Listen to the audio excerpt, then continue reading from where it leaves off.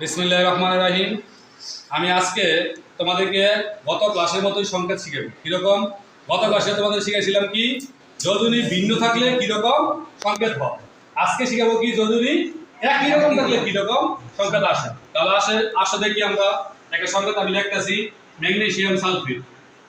Magnesium sulphate. Magnesium sulphate. Magnesium প্রতীক কি? Mg। Sulphate SO4। Magnesium যোজনী কত? 2। সালফেটের যোজনী কত? 2। গুড। তাহলে কি যোজনী এক হইছে না?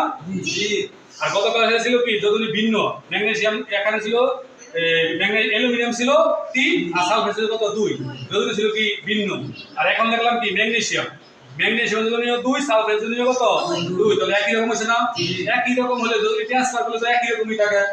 তাহলে আসলে ট্রান্সফার যদি করি এইটা দিলাম এখানে তাহলে কি হয়? Mg2 এটা এখানে দিলাম কি হয়? SO4 আবার কি হয় 2। এই 2 থাকলে 2 কি কারা? তাহলে কি হইতাছে ম্যাগনেসিয়াম সালফেট। তাহলে সংকেত কি হলো? MgSO4। তাহলে আমাদের ক্ষেত্রে যখন নাকি যোজনী একই রকম থাকবে তখন কি যদি দুইটা যোজনী আর লেখা দরকার নাই। আর লেখলো কি করবা? কেটে দিবা। তাহলে এখানে ম্যাগনেসিয়ামের সংকেত কি হলো? MgSO4। তাহলে সিস্টেমটা কি অনেক কঠিন? না। তাহলে সহজ যদি হয় আমি আরো কয়েকটা সংকেতের নাম দিতেছি, এগুলি তোমরা বাসায় বসে করবা। ধন্যবাদ সবাই।